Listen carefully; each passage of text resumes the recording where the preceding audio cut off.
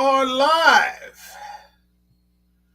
So, welcome to episode 278 of An American Werewolf in New Jersey. I am Michael Martin, a.k.a. the American Werewolf. In the house tonight, we've got the samurai with no name returning once again, but you can call him John. And his eye, he goes, my eye has the glint of an unsheathed sword. So bear that in mind and tread carefully. Nice to see you again, man. Nice to see you, good sir. Happy Labor Day belated. Yeah, indeed. The summer is, or at least the summer season is officially over, and now we'll be moving into fall really quickly. It's been really great and beautiful weather. I've been enjoying it, so I cannot complain. Baseball's coming to a close. Yes, it is. Football is about to kick off on Thursday. Yes, it is. And I'm looking forward to it. Yeah, here we'll be. That's right. So, I got a chance to finish this a few days ago, and it's maybe the first time I've seen it in maybe 20 years. Really? It certainly is the first time I've watched it in terms of being back-to-back with Yojimbo. And it certainly is the first time I've watched it through an entire summer of Kurosawa movies. I've got a lot to say about this here. And I'm talking about Akira Kurosawa's Sanjuro. So if you're ready to go, shall we kick it off? Let's get it on. Kicking with lefts and rights.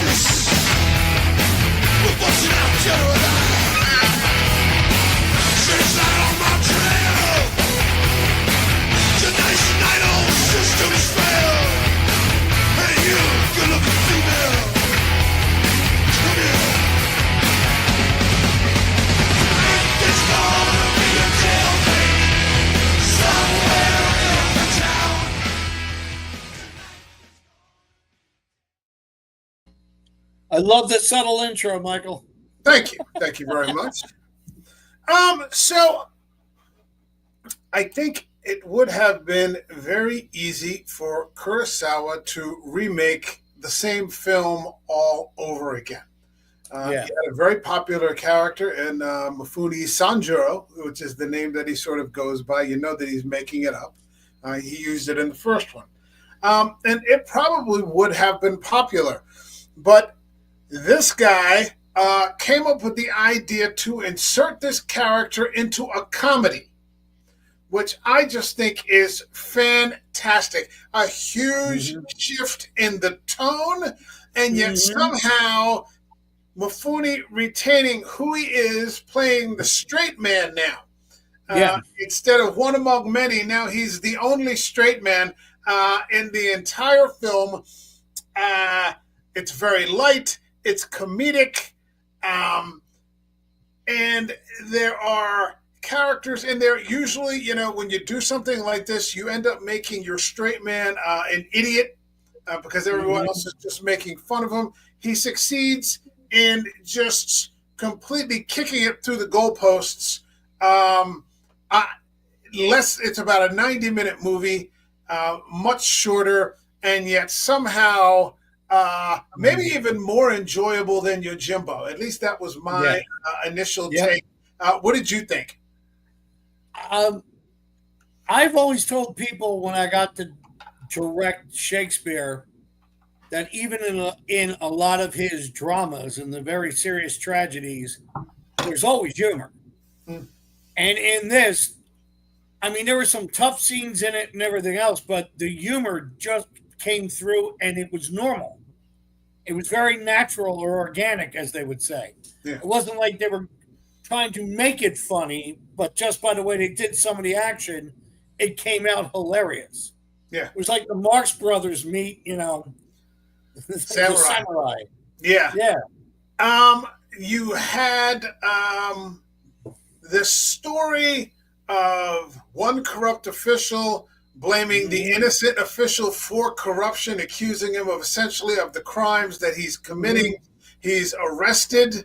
And, they're sort of trying to pressure him into writing a false confession, admitting to these things. Yep. You've got these young kids. They're not exactly kids, but they're like, very young and inexperienced samurai who basically have no idea what to do, how to rescue their lord or their uncle. There's about 10 of them, and they're just completely lost. Trying to figure out what to do, when all of a sudden you hear this yawning in the background, and out walks Toshiro Mifune because he's been squatting in the back of their house, just sleeping.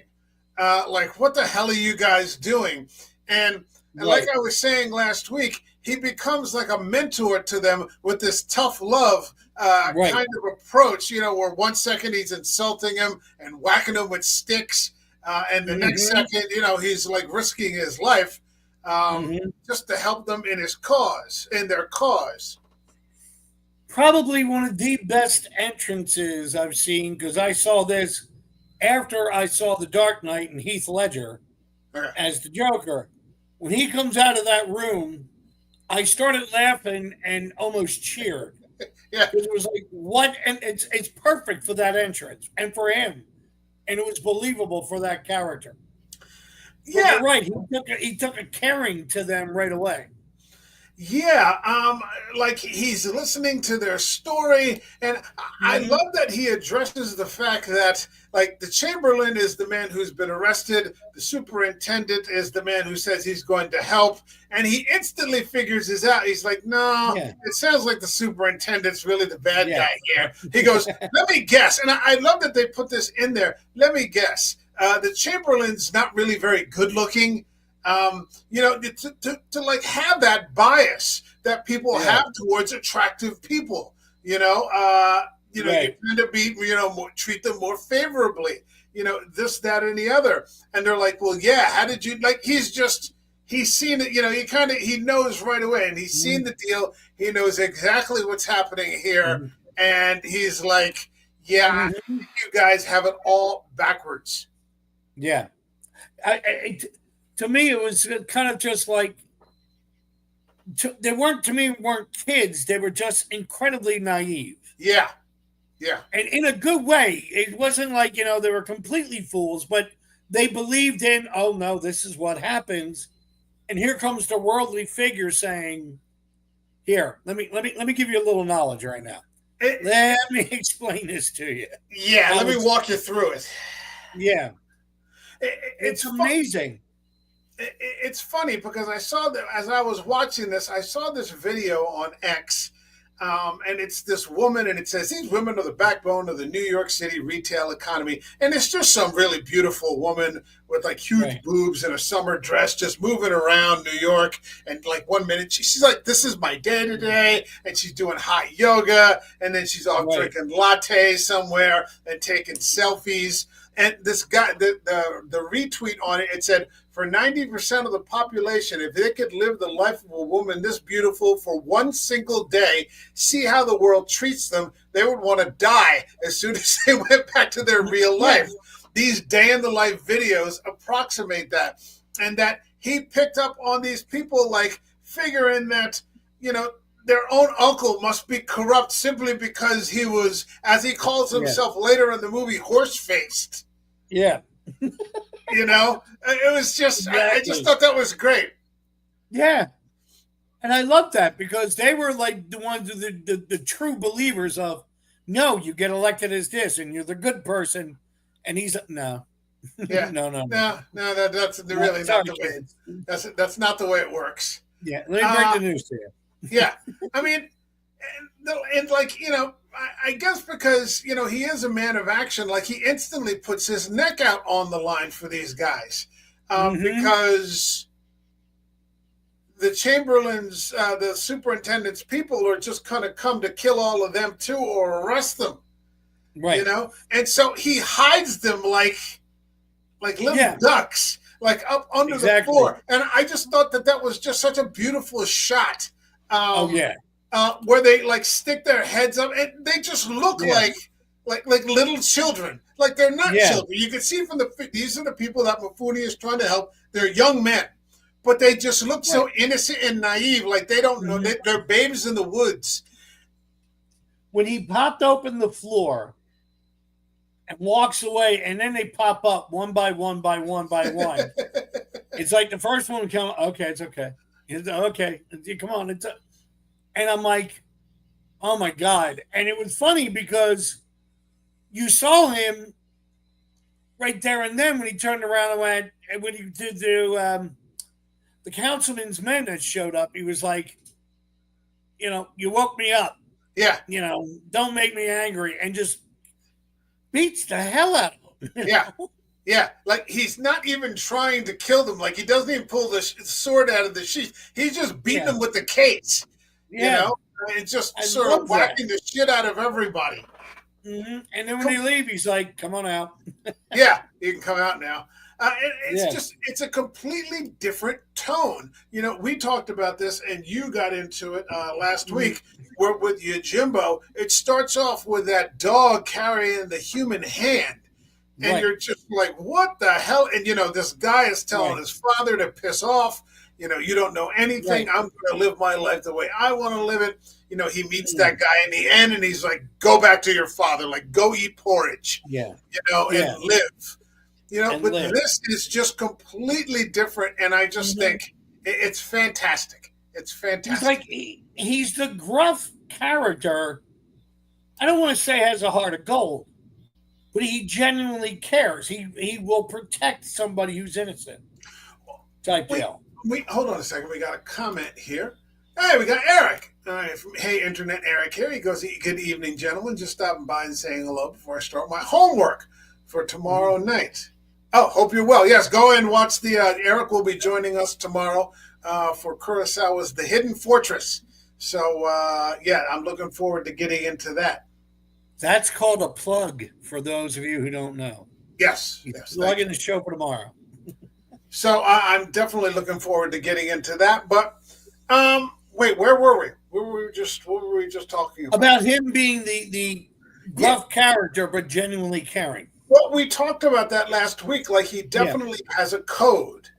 He could save your life. He could spare your life. He could take your life, and depending on what the circumstances are, he's just kind of this guy wandering around, getting himself into different adventures. And again, you could see where Kurosawa, sort of kicks off the genre or is the inspiration. These movies are the inspiration for the spaghetti Western. Where, you got the gruff, stoic kind of guy. You don't know who he is. There's no real romantic angle in this or anything like that. He's just kind of on his own, doing his own thing. He's not looking for friends. He's not looking to get married or anything like, there's no, romantic resolution at the end or anything like that. And at the end, he just kind of walks off into the next thing. And that's exactly what the spaghetti Western especially when we started to get into it with Eastwood, typifies. Exactly. It was like the only thing that was missing more in this one than in Yojimbo. I was waiting for a horse to walk by and him to jump on it and ride off into the sunset type deal. Yeah, here he that feel about him. He just kind of walked off. He just kind of walks off here. Now, one of the problems, of course, in the movie is that these naive gentlemen, being naive, at least half of them want to argue with him about everything. Exactly. Because it's like arguing with middle schoolers. They think that they know more than you. They don't know a fucking thing, but they're just going to give you a hard time about it. Well, did you ever hear the quote from Will Rogers where he turned around and said, I can't believe how smart my father became from the time I was 18 to the time I was 21? Yeah, I can't believe how much the old man learned in such a short period of time. And because the joke is, when I have to explain it to people, it was like, the father didn't change, he did. Right. They all felt they knew everything because they were at a certain age or a certain period.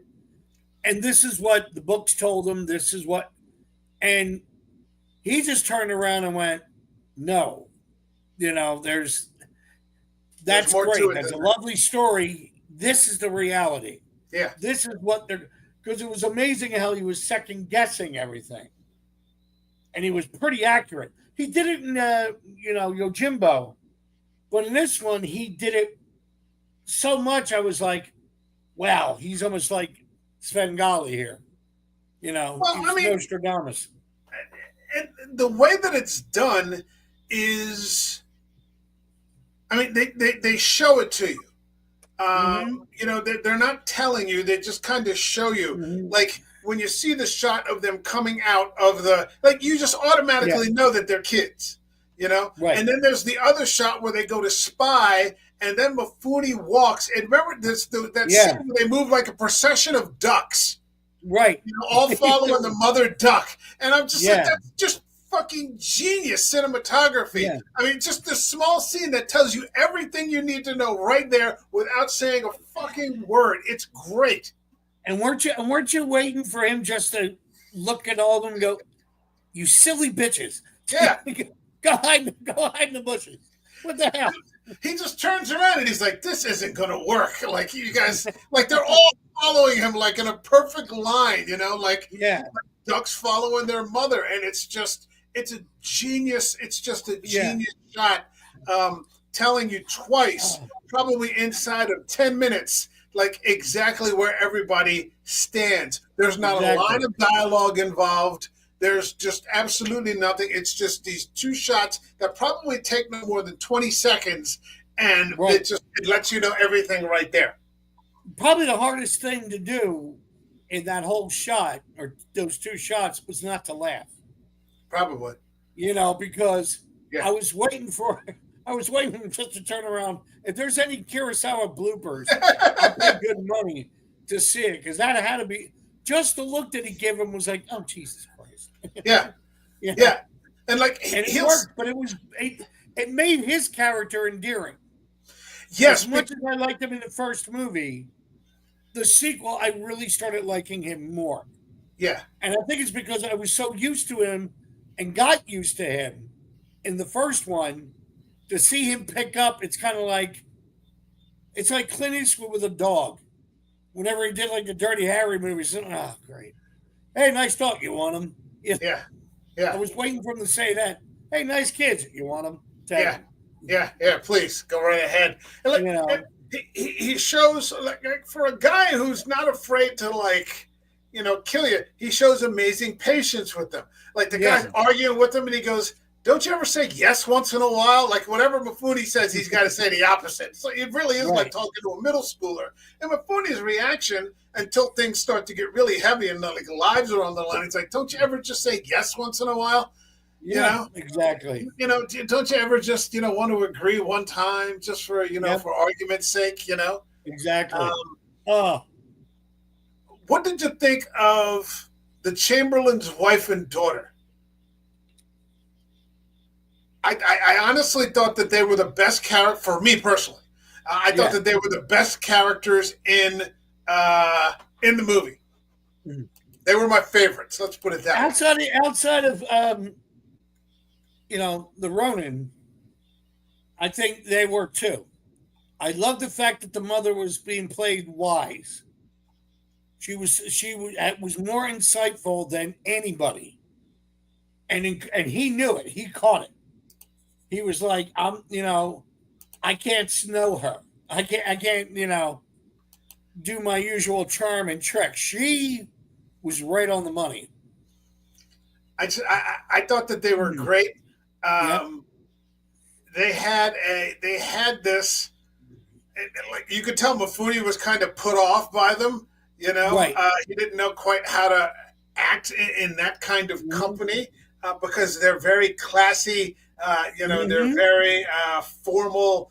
They're very ladylike, and yet at the same time, like, what was the one? He's like, I'll go deal with these guys, and she's like, I don't want to sound ungrateful because you just rescued us, but like.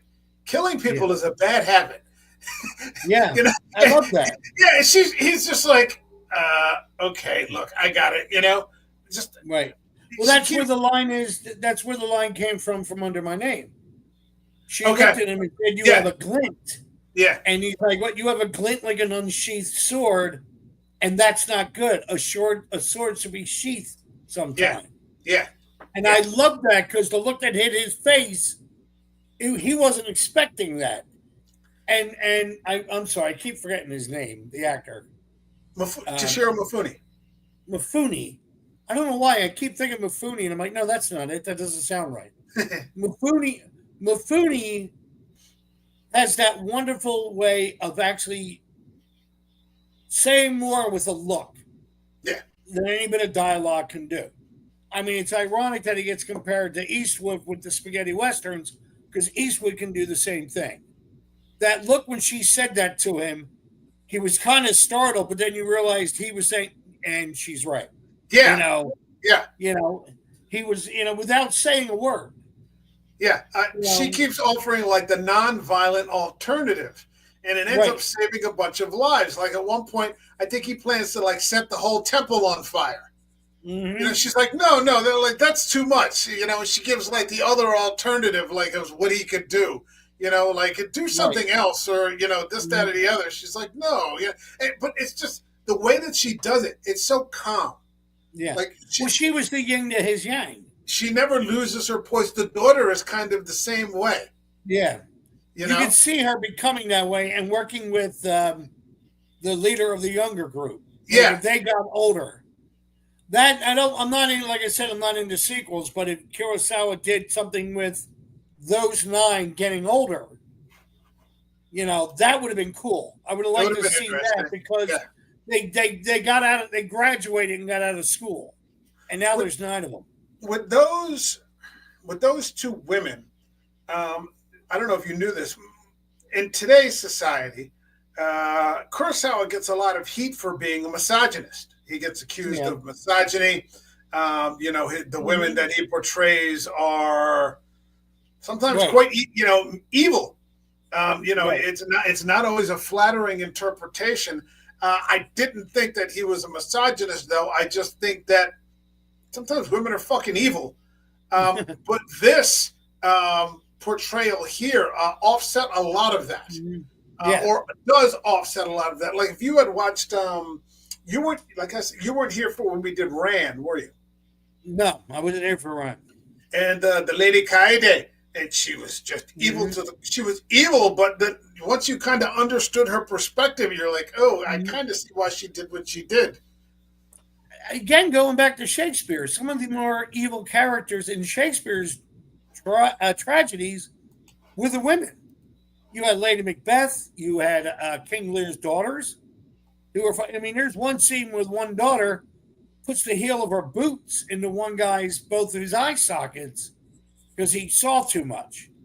These were evil women who were, for lack of a better term, manipulating. But then in the same spin, he will draw women that are strong and even in a calm manner. Yeah. Kurosawa, to me, does that as well. He plays the women as if they're human. I mean, I'm not going to say I've met a lot of women in my life who are conniving, but I've met a few. Sure. And I met a lot of women in my life who were very demure. And I met a lot of women who, when I'm saying, all right, I'm going one way, or if I have a head full of steam, my one sister literally puts her hand on my chest and says, no, stop. Why don't you try that? Or think this way? Sure. You know, but they only remember the negative when you represent something. I think, you know, there are different ways, I mean, in the world that women can employ their femininity. Right. You know, they can use it, you know, I wouldn't make it so black and white as to say for good and evil.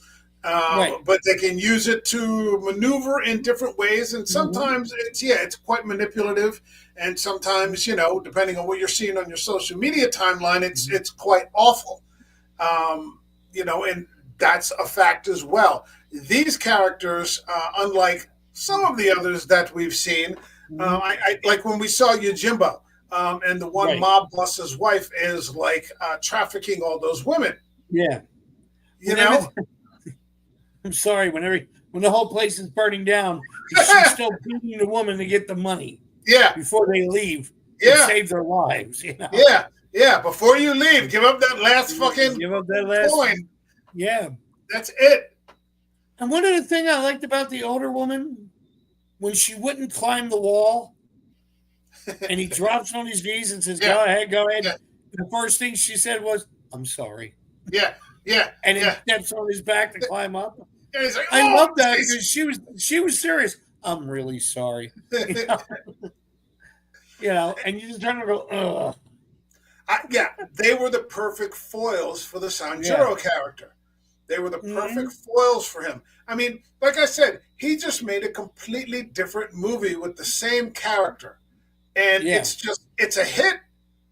It's a hit. Right. Like, I've never seen anything like that before. I'm trying to think of in another 1-2 punch in films. Because, like, you can get a movie where the second film is better than the first one. Maybe you want to argue Aliens, Terminator 2, or Godfather 2, or something. Can you think of another movie where the second movie is just a completely different movie, though? You know what? I was thinking of it, or I was trying to think of it, because I keep going back to Clint Eastwood, but not even the Man with No Name. Like, I was thinking Dirty Harry in some cases, even though he does the shooting at the end, he'll find a character that will challenge him. But even that, no, this is completely, because you're seeing him. He's the same but changing. You know, or I should say maturing in his decisions in this movie. And even in the comedy, him being the straight man was perfect.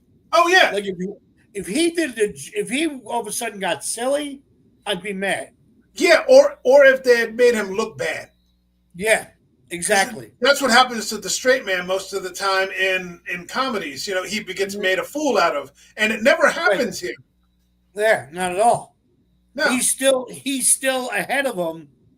They're just playing. They're just the humorous relief, the comic relief, so to speak. Yeah. I mean, like we were talking about that a couple of 2 years ago when the last Indiana Jones film came out. Oh God. I don't know if you remember that when we turned around and said how they took this character and at the last one they were belittling the character. They made a fool out of him. They made a fool out of him. They didn't do that with this. No. And they could have, but I don't think that's Kurosawa's way. I think it was just, as I read on some of my, and I'm assuming you may have saw it too, on some of the things I was reading, Kurosawa said he wasn't intentioning this being a sequel, but he just said, I just wanted to make another movie that was simple with this character. He never approached it as a sequel. And I think that also what makes it work. He just said, okay, same characters, new story. Yeah. And it worked. Yeah, it was just a he didn't want him to repeat the same formula. That's an excellent point when you talk about that last Indiana Jones movie where they just made a fool he needed to be helped or corrected like at every fucking turn, and you're like, this isn't Indiana Jones. Like, what have you done to this man? You know, and then at the end, that woman punches him in the face and knocks, and you're like, what is this? Exactly. You know? That's the point. You still loved, like I said, when he woke up and walked in and said, "You woke me up with your talking and everything else," and I smiled because I'm like, it's the same. It's the character. It's like seeing an old friend walk through the door.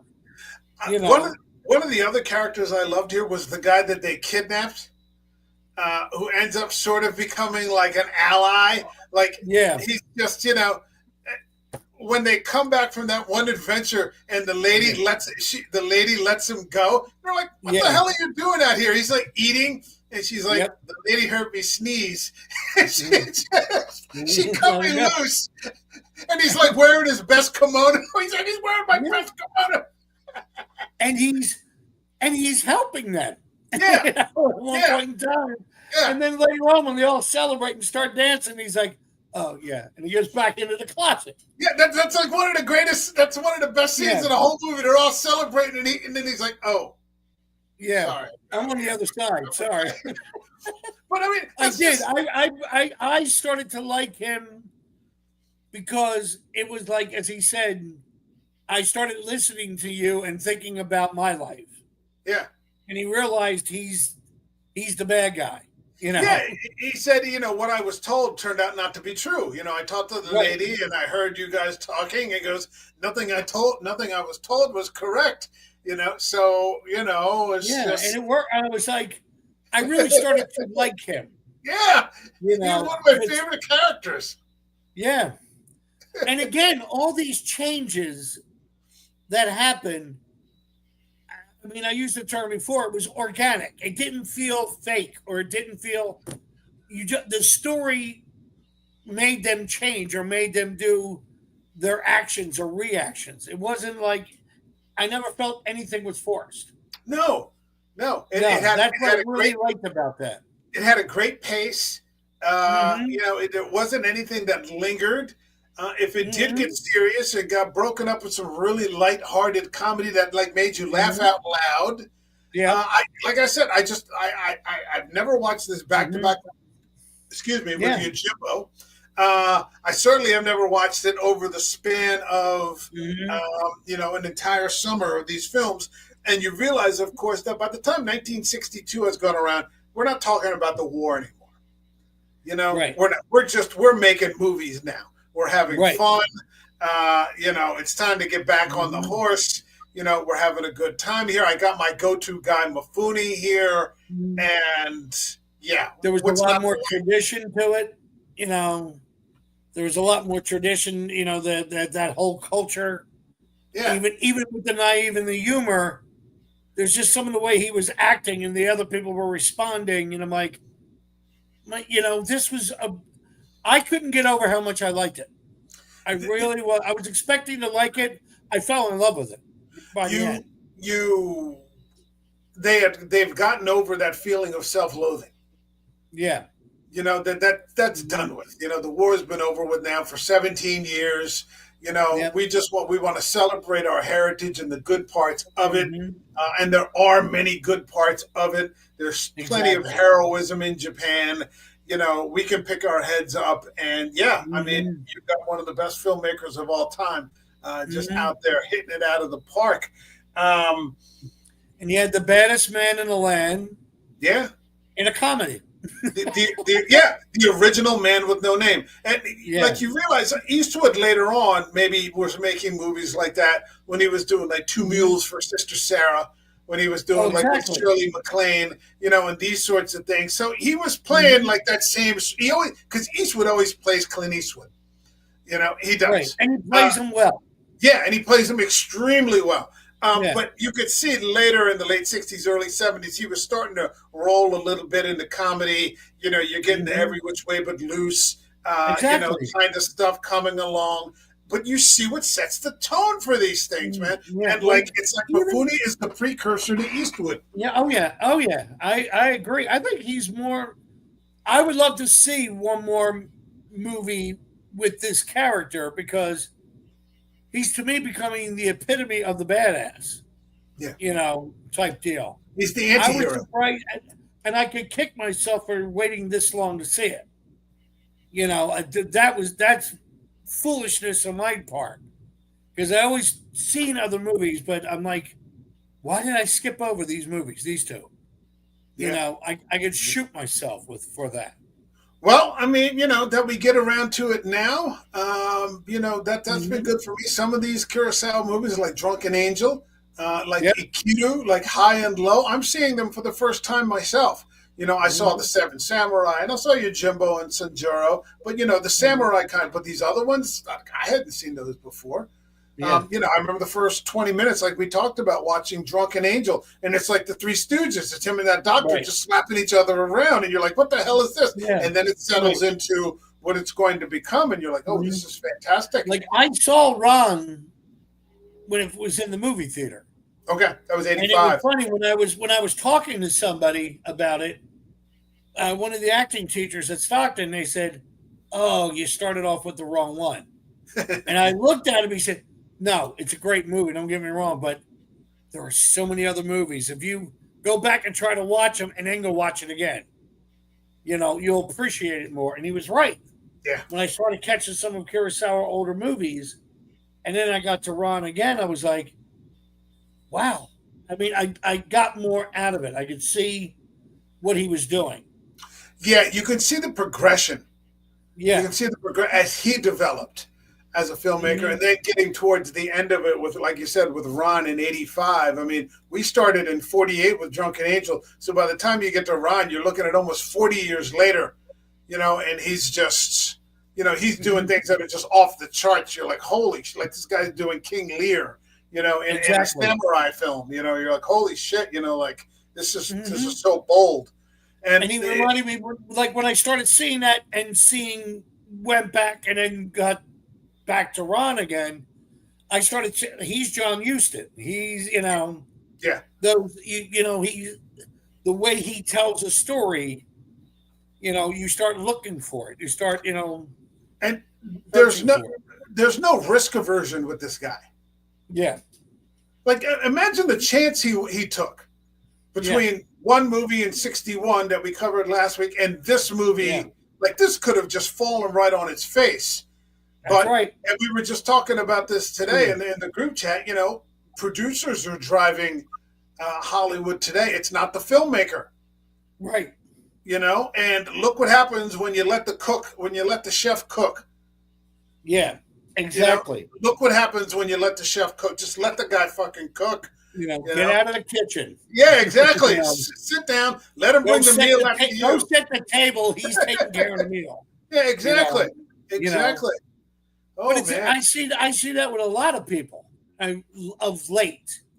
The only one I think who can actually have the quote unquote experience and gravitas to fight it is a Nolan. Yeah. Because because of some of the stuff he's hit out of the park. Yeah. I mean, even Scorsese, there's times I've seen Scorsese movies I like, but I'm trying to remember there was one point I went, okay, he's starting to not. Yeah. Be the Scorsese that I knew. The same thing happened with Coppola. It's not, yeah. Yeah, you saw that with Coppola too. Mm-hmm. Yeah, that's the one thing I like about Spielberg. Spielberg, even if he does a nice movie, it's him. Yeah. He's. But then again, he went through the same thing back in 2012 when he was trying to get Lincoln. When he was making Lincoln, no studio wanted it. He was ready to take it to HBO. Was that him doing Lincoln? Yeah, I own a copy of that. Lincoln with Daniel Day-Lewis. Okay, yeah, I own a copy, but he turned around, and he was at some. He was talking about the. He was the first one I heard talk about the Marvel movies because the first Avenger film came out, and Spielberg said, "I have nothing against it. Actually, I really liked the movie. It was a blast, but it was like a carnival ride, and that's exactly what you wanted to feel. Yeah. It was great." Yeah. He said Lincoln's going to be. He was predicting the fact that movies like this are going to go to Netflix in the future. Yeah. And that was back in 2012, 2013. But he said, I had Lincoln which won an Academy Award for this, an Academy Award, and I'm trying to send it to a studio, and nobody wanted it. HBO said, "Give it to us. We'll show it." Yeah. You know, but it was because they were looking at it, going, "It's the tone dude, has changed." He made a hell of a meal. Sit down and eat. Yeah, just sit down and eat your food. Guy just cooked you a 7-course meal, and you're looking for a burger. Yeah, exactly. You're looking for a burger and fries. I think we're going. I hope that sort of wave has broken, and that eventually actual cinema finds its way back onto the big screens again. That it's not because you can't just wait once every 3 years for a Nolan movie, or every 5 years, right? Or for every 6 years or whatever for a James Cameron movie, or something. Or Niger's film. Eggers, yeah. I mean, I was actually very happy when I heard a 12-year-old that's a child of somebody who works at the village where I work. He was 12 years old, going, "I can't wait for Del Toro's Frankenstein." Yeah. Because he had just seen Pinocchio at like 9 and loved it. Yeah. I'm like, good, you're on the right path, kid. Yeah, you are. Yeah, Good for you. Yeah. And so this is why when I'm so glad you were doing this summer Kurosawa, because I got to see movies I haven't seen. Yeah. And it makes me reappreciate him. As much as we worked in this channel to cover horror or sci-fi or thrillers that were better than average. Right. They don't compare to this kind of stuff. You're just in a completely different category. And every once in a while we touch on something that, fell into this category, like The Exorcist or something like that. But I'd say 7 out of 10 times they did not. And maybe they were fun to talk about, this, that, or the other. But it's not the same thing. It's not the same thing. You're in a different, there are levels to this stuff, as the cliche goes. As much as I like The Witch, there's very few of that type of movie being made, too. Yeah, you wait until the next issue, Yeah. Yeah, we wait till that's when the next one is made, yeah. But it's nice to have a place to talk about it. Yeah, absolutely. Yeah. Absolutely. So once again, let me say thank you, Michael. No, well, thank you for joining me. I appreciate you. So, there was another scene in there that Kurosawa, the one with the camellias. Yeah. And this was the alternative to burning the temple down. He wanted to burn the house down. Mifune wanted to burn the house down, and everyone's like, no, that's too much. Like, how about some flowers? Which is just as a contrast. But Kurosawa wanted the technology at the time. They didn't have it. To do this in such a way that the flowers, the reds and the whites, because if you remember, there's 2 different colors of camellias that they wanted to put into the stream. He wanted to show those in color. But they didn't have the technology. I think they were like a year away from it. So you can't really see which ones are the reds and which ones are the whites. It sort of defeats the purpose of mentioning them that way. You can't. Yeah, but when he was holding the ones that looked darker, I'll give it that. It wasn't red. I couldn't tell. I couldn't tell. All right. So I mean, eventually they free the Chamberlain, and I love the Chamberlain. He's only the guy that they're trying to rescue is only in it for 5 minutes, like at the end. Right. And he's you could see he's the perfect match for that woman. Yeah. They're like 2 peas in a pod. He's self-deprecating, and he doesn't take himself seriously at all. And he's funny, and I mean, he's an old politician. Yeah, kind of, sort of, but he's honest. He's an honest man. Oh no, I've seen some old honest politicians. Like when I'm trying to remember his name, the Republican who ran in '64 and lost against LBJ? No, LBJ won in '64. Right, but the guy who lost. Gold somebody? Oh, Barry Goldwater. Yeah, thank you. I couldn't remember his name. I was thinking Goldberg, and I'm like, no, that's the wrestler. Not Goldberg. Not Goldberg.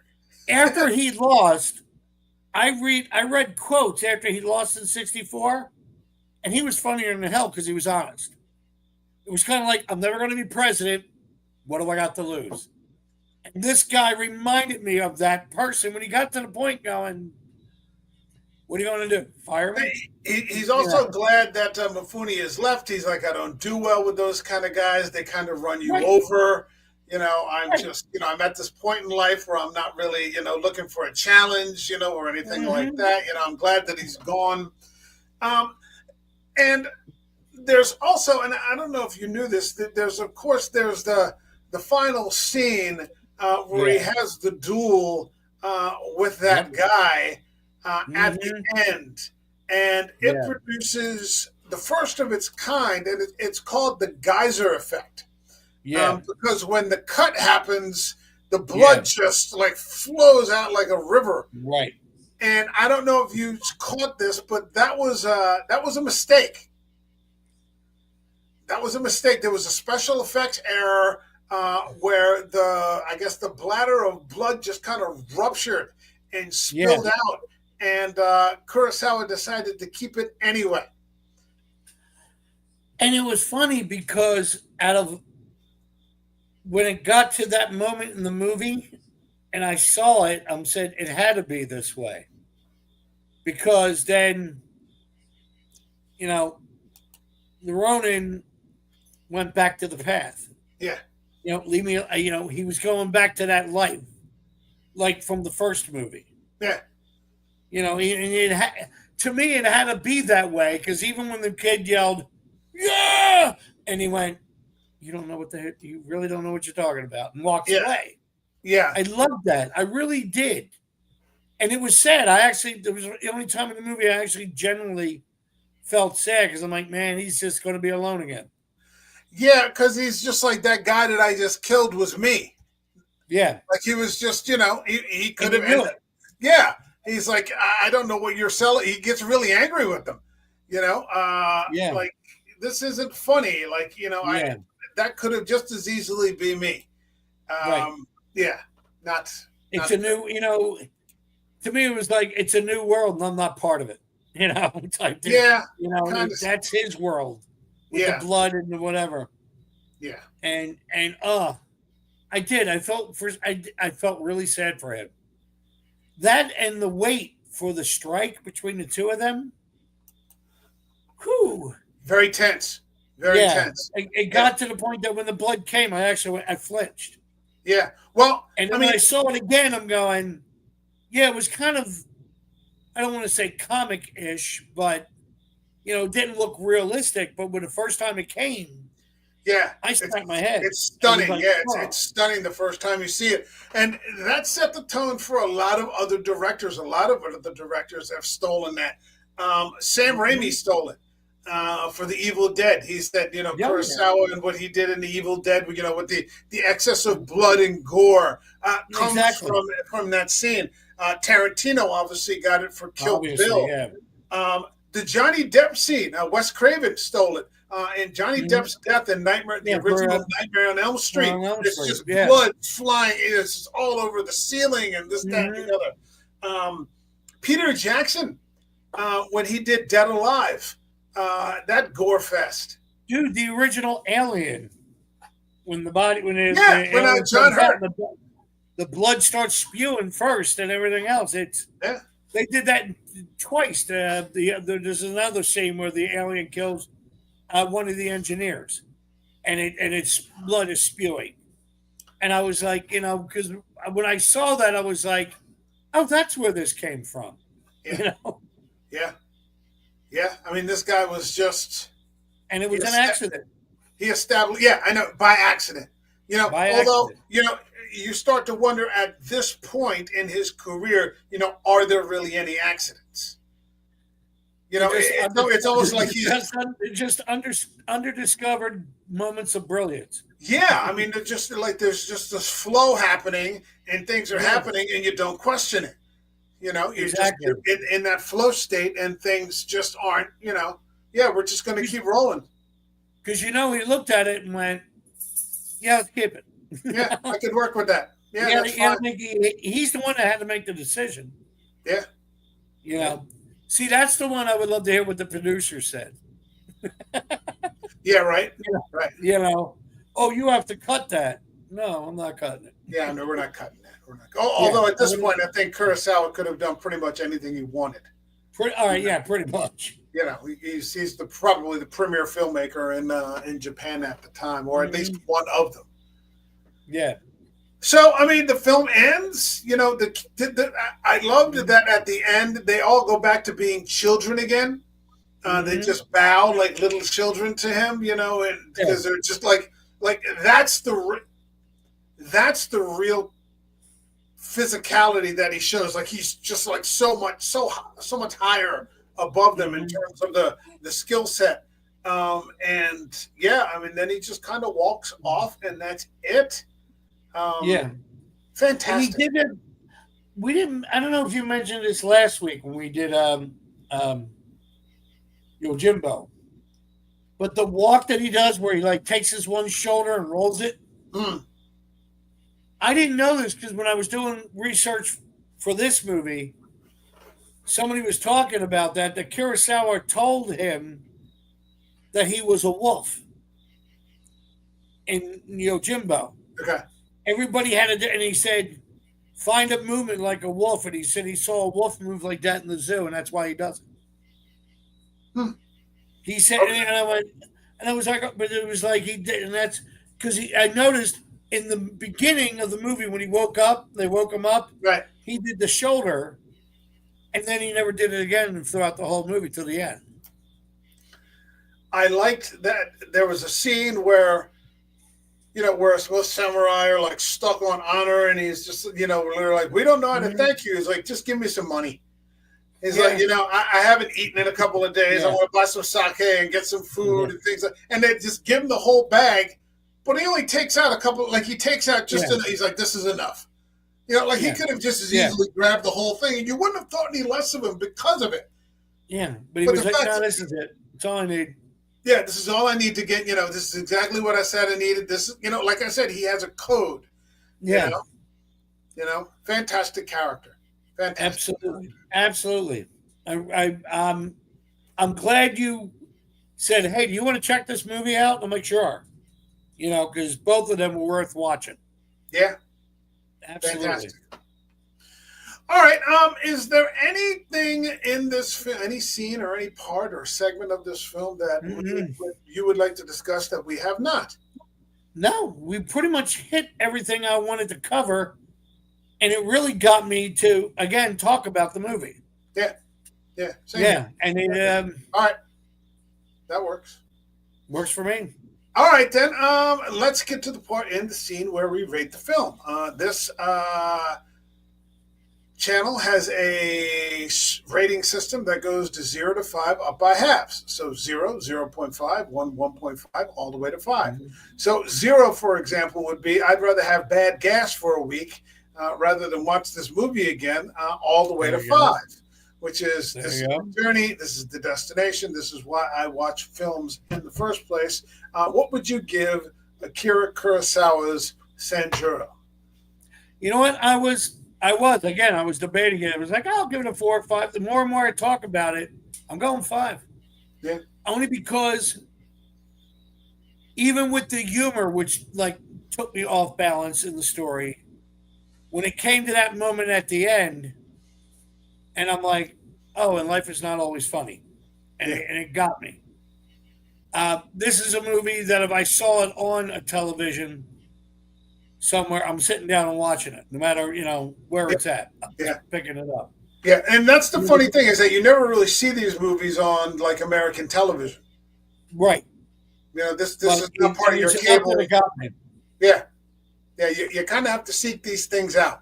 And it's worthwhile when you do. For me, I'm going with a 5. I like this more. I like this more than I enjoyed Yojimbo. Although Yojimbo, I enjoyed more than I thought I was going to. Right. Again, the risk that Kurosawa took to insert the same character into a comedy, not make him into a fool, you know, and just deliver an A+ story with these Mm. This could have easily been a movie where you said there's too many people in here and people don't have enough to do. Like this person's here, Right. why is this person here? Everybody that was in there, even if they didn't like have play a major role or have some Right. important thing to do, you didn't seem to notice. Right. Exactly. You didn't seem to notice that there were 10 of them there. Okay, well there could have Yeah. been 5, and then the other 5 weren't doing it. Like it didn't matter. There were 10 They there. were all individual characters that you noticed. Yeah, And I loved that. It wasn't a group. no, And it was well, it was weird because it was the same thing for Yojimbo, or that character, the sword, the Ronin. What I think worked in the movie was that they kept his integrity even in his comedy. yeah, And I think with each character in whatever level, there was a certain integrity to them. Like when you look at the older woman, when you look at the younger woman, when you look at the competing samurai that was against them, right, even the old man at the end, they all had their own level of integrity. right, And I think that's what really works yeah, in this. yeah. There was no two-dimensional character. Each one was flushed out. No, I mean, even if you got to like the superintendent, who were like these old, craven sort of criminals, now, and again, like we said last week, now that the samurai period has ended, everybody's just kind of scrambling for themselves. Right. Out of which I guess eventually became a middle class because, the feudal system is over. You don't have to be a peasant anymore. You can move up if you want to. I mean, even they were just sort of, they were good characters. And like I'm sorry, no, go ahead. I was going to say when they try to get the Chamberlain to write a confession, and he writes an indictment of like what they did instead. He's like, "This is an indictment." Yeah. When the people were reading the one poster, I noticed the fact as everyone went back and rewatched it, there wasn't anybody just like staring blankly into space. Everybody was allowing whatever was being said to affect them differently, like they would as a person. I mean, even down to the minor characters, they were involved in telling the story. And that's what I kind of liked, to get it all the way down to that. I mean, Christ, if they had a horse walk on, he's going to walk on right. Yeah. Or Kurosawa's going to shoot him. Yeah, exactly. Your performance came up lame. Wow. All right. Yeah. Do you need anything you want to plug?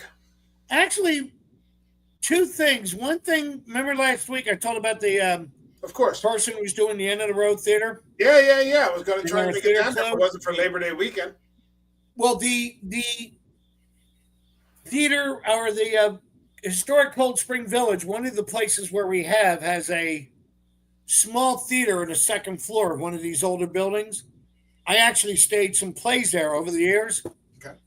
The village approached her and said, "Do you want to move it here?" Oh, no kidding. To try to give her a space to keep the live thing going for bringing the films and what have you. We're trying to work that out. So I hope there still might be hope for the end of the road theater. Hey, that'd be fantastic. I'm glad to hear that. That would actually, and I was, because when I walked in, they turned around, the one historian said, "Well, you gave a hell of a pitch." And I looked at them, and the 2 main, like the husband and wife who were the founders, said, "Tell us about this theater again." Okay. So I'm like, a couple of us who knew it spoke about it. So they were all for it because they were looking for something. Number 2, this weekend and next weekend at that village, we're doing, this weekend coming up, we're doing Revolutionary War and a reenactment and an encampment there. They're doing a battle at the village. But next weekend's the Civil War one. Oh. And that's when we're doing Clay and Jackson debate again. Okay. In 2 weeks. They're bringing it back, and I'm playing Clay, arguing with Andrew Jackson. Okay. All right. Type deal. All right. Very nice. Yeah. So just to let anybody know, if you're in Southern New Jersey, you'll see me play Clay, and then go to the schoolhouse and teach you something. If you hold on 1 second, please. Hold on 1 second.